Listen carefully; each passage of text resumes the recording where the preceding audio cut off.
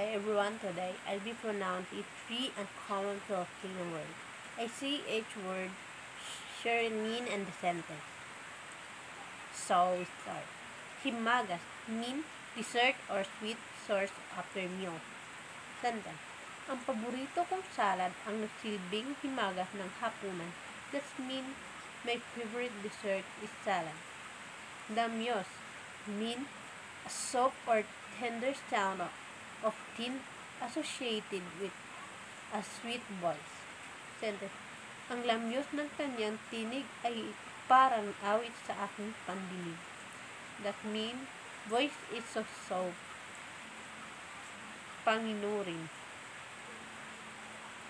mean horizon or sky.